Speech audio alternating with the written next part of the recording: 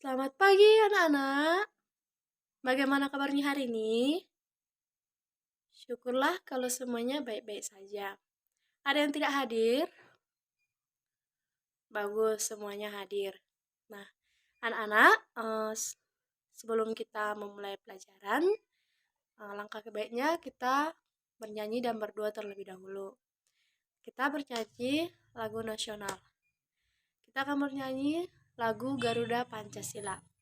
Kita bernyanyi sama-sama ya. Garuda Pancasila, akulah pendukungmu, patriot proklamasi, sedia berkorban untukmu. Pancasila dasar negara, rakyat adil makmur sentosa, pribadi bangsaku. Ayo maju, maju, ayo maju, maju, ayo maju, maju. Oke, anak-anak, lagu nasional itu harus penting kita lakukan guna untuk mencintai negara kita, negara Indonesia. Hari ini kita akan belajar tentang sistem pernapasan manusia. Nah, Ibu akan menunjukkan sebuah video.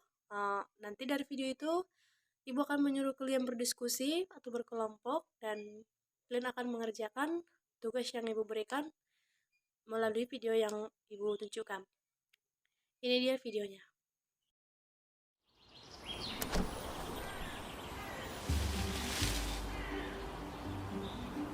Manusia, hewan maupun tumbuhan, sebagai makhluk hidup, kita perlu oksigen untuk hidup. Waktu bernafas, kita mempunyai organ-organ yang bekerja sama dan membentuk sistem organ yang bekerja mengatur oksigen yang ada di lingkungan hidup sampai pada setiap sel yang kita butuhkan.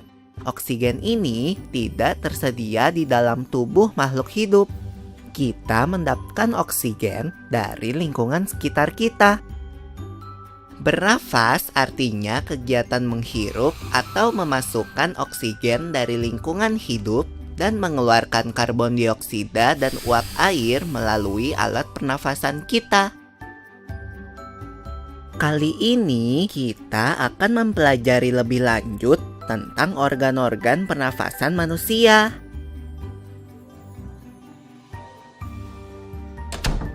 Lula, kamu tahu enggak kalau alat pernafasan kita terdiri atas hidung, pangkal tenggorok atau laring, batang tenggorok atau trakea, cabang batang tenggorok atau bronkus, dan paru-paru.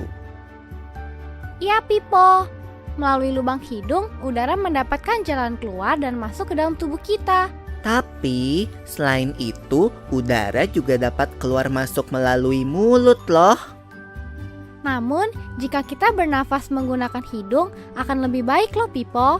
Karena terdapat lendir dan rambut-rambut halus.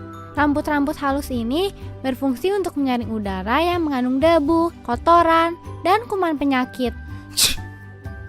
Benar sekali, Lula. Selaput lendir berfungsi untuk mengatur suhu udara yang akan masuk ke paru-paru dan mengatur kelembapan udara agar sesuai dengan kelembapan tubuh.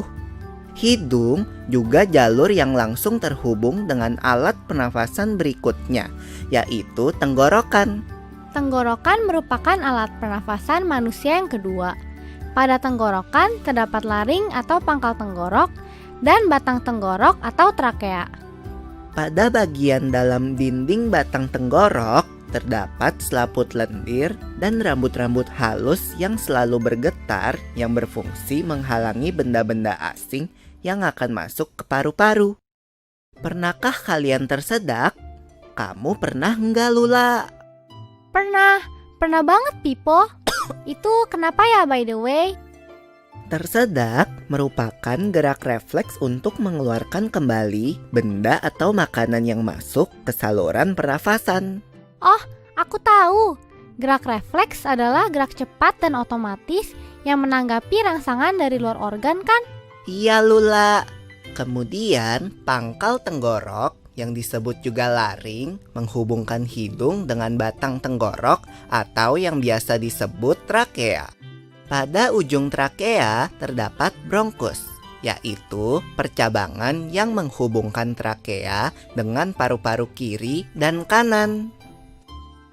Paru-paru terletaknya di dalam rongga dada kan, Pipo? Jika kita menghirup udara, maka udara masuk ke paru-paru.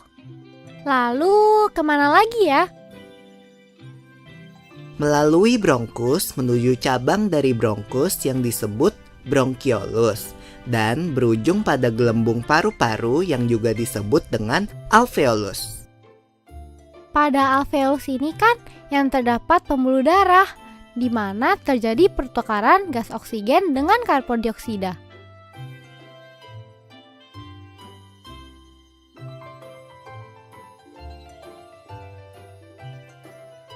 Well, Pipo, tahu gak kalau sistem pernafasan kita terdiri dari dua kan?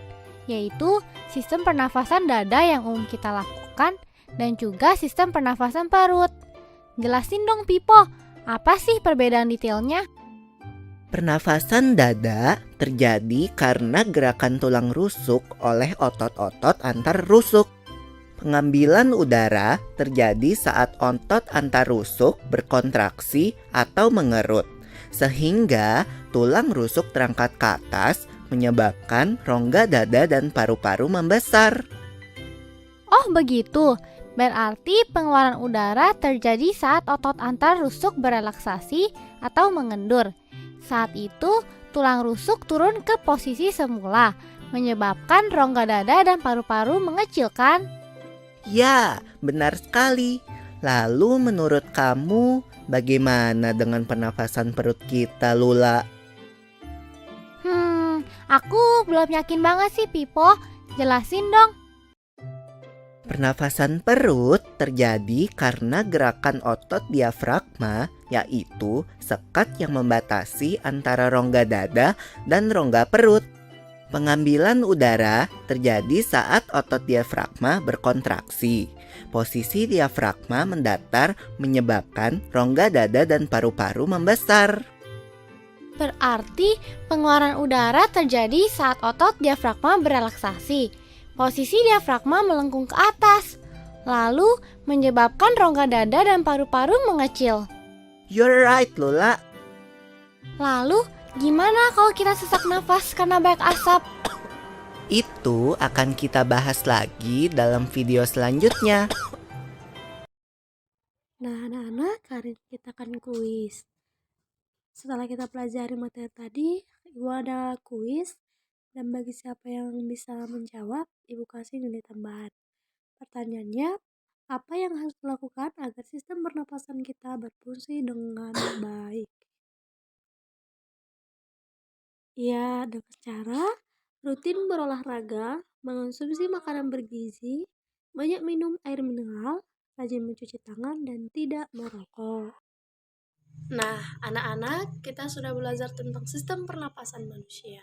Maka dari itu, perlu kita jaga pernapasan kita dengan menghirup udara-udara yang bersih. Nah, untuk tugas di rumah, tolong dikerjakan ya. Baiklah, sebelum kita pulang, kita berdoa terlebih dahulu. Berdoa dimulai. Berdoa selesai. Baiklah anak-anak, sampai jumpa minggu depan. Selamat siang.